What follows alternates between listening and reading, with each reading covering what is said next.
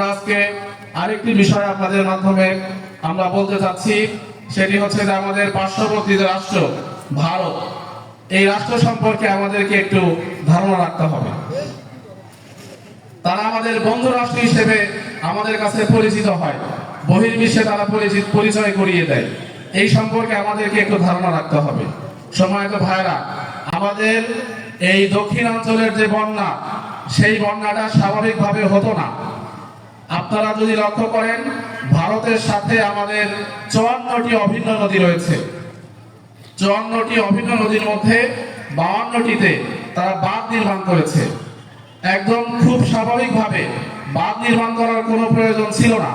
শুধুমাত্র যদি তারা আয়তন চিহ্নিত করার জন্য একটা চিহ্নিত কোনো জায়গা রাখতো, যে এতটুকু আমাদের এরিয়া, এতটুকু রাখলেই হয়ে যেত।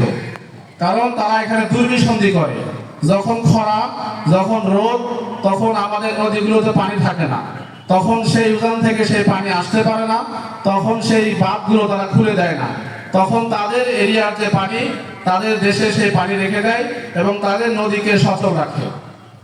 আমাদের নদীগুলোকে একদম মেরে ফেলে। আর ওই রোদের সময়, খরার সময় আমাদের নদীগুলো একদম চৌচির হয়ে যায়। আবার এখন যখন বন্যার সময়, এই সময়ে যদি বাঁধগুলো আগে থেকেই খোলা থাকতো, বৃষ্টির পানির কারণে এই পানিগুলো আমাদের এখানে খুব স্বাভাবিকভাবে প্রবাহিত হতো এবং খুব স্বাভাবিকভাবেই দক্ষিণাঞ্চলে গিয়ে বঙ্গোপসাগরে চলে যেত। এভাবে করে বন্যার কোনো সুযোগ ছিল না। কিন্তু আমাদের বন্ধুরাষ্ট্র তারা যে কাজ করে, সেটি হচ্ছে পানিকে আটকিয়ে রাখে। পানি যখন একদম টালমাটাল অবস্থা, পানি যখন একদম সর্বোচ্চ চূড়ায় অবস্থান করে, তখন তারা পানি ছেড়ে দেয়, যেন 2 ঘন্টার মধ্যে দক্ষিণাঞ্চল উত্তরাঞ্চল তলিয়ে যায়, আর বাংলাদেশ আমাদের কাছে যেন নতজানু হয়ে থাকে, আর আমরা যেন তাদেরকে শাসন করতে পারি। এই জন্য তারা এরকম বন্ধুর পরিচয় দেয়। আজকে আমাদেরকে এখান থেকে শপথ গ্রহণ করতে হবে। আমরা স্বাধীনতা অর্জন করলাম 2 বার। 1971 সালে স্বাধীনতা অর্জন করেছি, 2024 আমরা ছাত্র জনতার গণ অভ্যুত্থানের মাধ্যমে আমরা স্বাধীনতা অর্জন করেছি। আমাদেরকে 3 নাম্বার স্বাধীনতা অর্জন করতে হবে। ভারতীয় আগ্রাসন, ভারতীয় এই পানি আগ্রাসন, রাজনৈতিক আগ্রাসন, বিভিন্ন সাংস্কৃতিক আগ্রাসন থেকে শুরু করে ভারত যেভাবে আমাদের উপরে চেপে আছে, বন্ধু দেশে আমাদেরকে যেভাবে নতজানু করে রেখেছে, সেখান থেকে আমাদেরকে বের হয়ে আসার জন্য 3য় মুক্তিযুদ্ধের প্রস্তুতি আমাদেরকে গ্রহণ করতে হবে। সর্বশেষ এই কথা বলে শেষ করছি। আজকে আমাদের এখানে 3 নম্বর দাবি হচ্ছে খুনিদের দৃষ্টান্তমূলক শাস্তি। আমরা এখান থেকে বলতে চাই, যারা জুলাই বিপ্লবে 24-এর যারা পরাজিত শক্তি, সেই পতিত স্বৈরাচার ভোটচোর, সেই সন্ত্রাসী জঙ্গি, যারা আমাদের ভাইদেরকে হত্যা করলো, যারা আমাদের বোনদেরকে হত্যা করলো, হিন্দুদেরকে পর্যন্ত হত্যা করেছে, যারা বাংলাদেশকে একটি গণতন্ত্র রাজ্যে পরিণত করার চেষ্টা করেছে, মেধার মূল্যায়নের ভিত্তিতে যেই ছাত্র কোটা সংস্কার চেয়েছিল, সেই সংস্কারের বাইরে গিয়ে তারা বল প্রয়োগের মাধ্যমে হাজার হাজার ছাত্র জনতাকে হত্যা করেছে।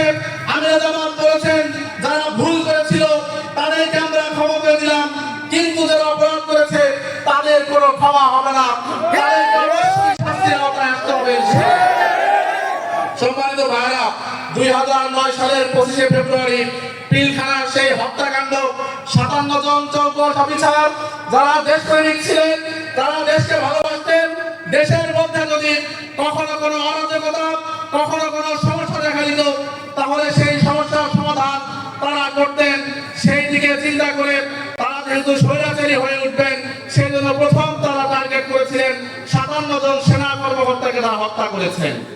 আমরা বলতে চাই, সেই 57 জন সেনা কর্মকর্তার স্ত্রী, তাদের সন্তান, তাদের পরিবার, তাদের যে চোখের পানি প্রতি বছর 25শে ফেব্রুয়ারি আসে, প্রতি বছর 25শে ফেব্রুয়ারি চলে যায়। এই 15 বছরে এই জালিম পতিত স্বৈরাচার কোনোভাবে এর বিচার করে নাই। আমরা সুস্পষ্ট করে বলতে চাই, ভুলের ক্ষমা করেছি, পিলখানা ট্র্যাজেডির কোনো ক্ষমা করব না ইনশাআল্লাহ।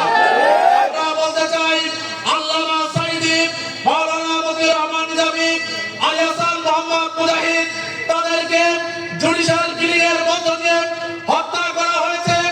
আল্লামা সাঈদীকে যেদিন হত্যা করা হয়েছিল, এই চণ্ডীদাস গান্ধীর মাটিতে আমার ভাই, প্রিয় ভাই রুহুল আমিন ভাই জীবন দিয়েছেন।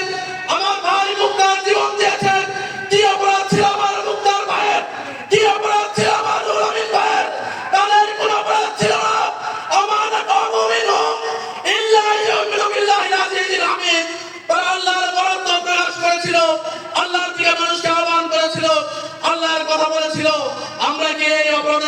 করতে পারি?